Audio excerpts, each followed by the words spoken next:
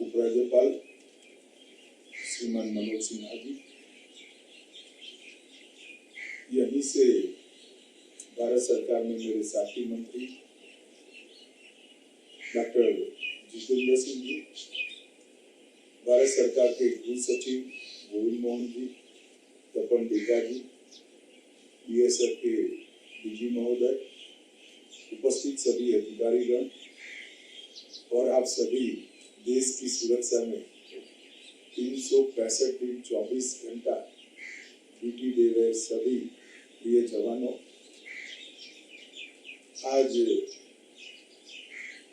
भारत पाकिस्तान की सीमा पर जम्मू में विनय चौकी का मेरा विजिट का कार्यक्रम बना।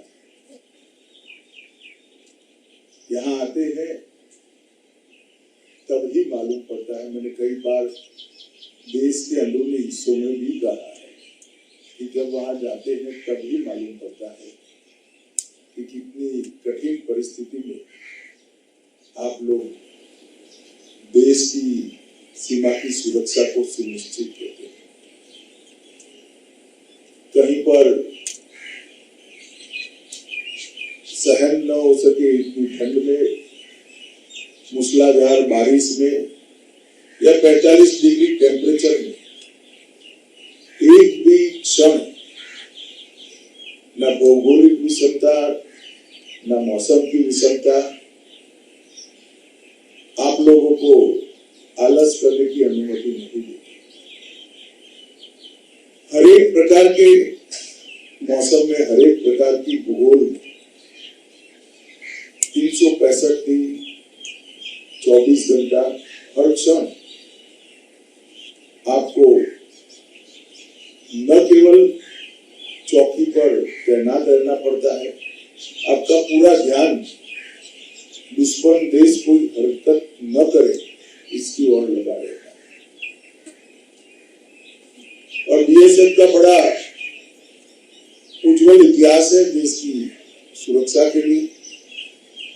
पूरा देश जानता है कि बीएसएफ हमारी सुरक्षा की प्रथम पंक्ति, और ये दायित्व हमेशा बीएसएफ ने बहुत सुपेरे निर्वहित किया है। पाकिस्तान से के साथ जितनी भी जंग हुई, हर जंग में सेना जितना ही बड़ा योगदान बीएसएफ के हमारे जवानों का है। आज इलेक्ट्रॉनिक सर्वेलेंस सिस्टम जो हम खड़ा करना चाहते हैं, इसके 2 मॉडल बने। वो दोनों मॉडल पूरी सीमा पर लगने के बाद आप लोगों को सूचना प्राप्त करने के लिए और कुछ भी हरकत होती है तो तत्काल रिस्पॉन्स करने के लिए ढेर सारी अनुकूलताएं टेक्नोलॉजी के माध्यम से हो जाएगी। इसके साथ साथ घुसपैठ को चिन्हित करने के लिए टनल को टेक्नोलॉजी से आइडेंटिफाई करना, निरस्त करना, इसके लिए भी कई प्रकार के प्रयोग हुए और वो प्रयोगों को भी आज यहाँ पर देखा गया कि फैसले भी हुए। ढेर सारी बड़े ऊंचे टावर पर लाइटें भी लगाई गई हैं आप लोगों की सुविधा के लिए। बैरकों का भी आज लोकार्पण हुआ है और ये सब काम मुझे लगता है कि आने वाले 3-4 साल में, बैरक का तो खैर आज ही लोकार्पण होगा, मगर टेक्निकल सपोर्ट जो आपको देना है ये आने वाले 3-4 साल में पूरी भारत पाक सीमा पर और बाद में भारत बांग्लादेश सीमा पर इसको पूरा करने का हम प्रयास करें। आप लोगों की त्याग, बलिदान, वीरता और हौसला इतने कटु मन के साथ, इतने नजदीक जो हमारे दुश्मन है, इससे भारत को हमेशा बचाता है। मुझे भी बहुत अच्छा लगा कि आप लोगों को ये साथ, ये दो कामों के लिए जब मैं विनय पोस्ट पर आया था, तब आप सभी के साथ मिलने का भी मुझे मौका मिला। और मैं देश भर में घूमता हूँ, एक प्रकार से मैं घुमंतु प्राणी हूँ। लोगों के साथ कई बार बात होती है, तो क्योंकि विभाग मेरा है, आप ये मानकर चलना, सरकार का सम्मान, प्रधानमंत्री जी का सम्मान तो बड़ा स्वाभाविक है, क्योंकि आप किसी के हिस्से हो और कठोर से कठोर, कठिन से कठिन दायित्व निभा रहे हैं। मगर कमोबेश देश के हर हिस्से में बीएसएफ के लिए बड़ा सम्मान का भाव मैंने मेरे संवाद में प्राप्त किया है।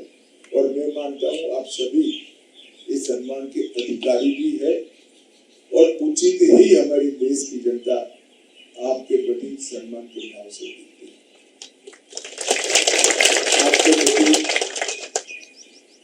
इस सभी सम्मानों के साथ भी आपकी कठिनाइयां जो है वो आपकी ड्यूटी के साथ जुड़ी है, इसमें बहुत कमी हम नहीं कर सकते,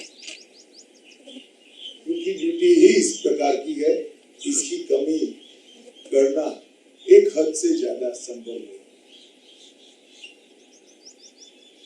परंतु कम से कम कैजुअलिटी आए, कुछ आपकी तकलीफें सुविधाओं से कम हो, और कुछ सजगता आपकी टेक्नोलॉजी से समर्थित हो। इन तीनों क्षेत्र में भारत सरकार के बजट का कोई अंत नहीं है। जो भी योजनाएं बीएसएफ बनाकर हमें देता है, उसको हम पूरा करने के लिए तत्पर है, इतना मैं आपको आपके मंत्री के नाते कह सकता हूँ।